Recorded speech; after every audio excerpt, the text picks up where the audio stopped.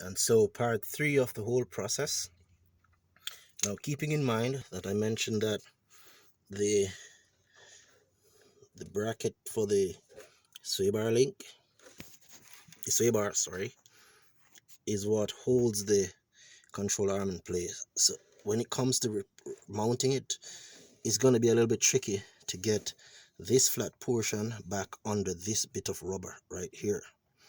So the way around that, because the sway bar link is connected to the sway bar, you're going to need to put a piece of wood or something and jack under your rotor. Just jack your spring up a bit so it raises the rubber off the frame so that you can slide.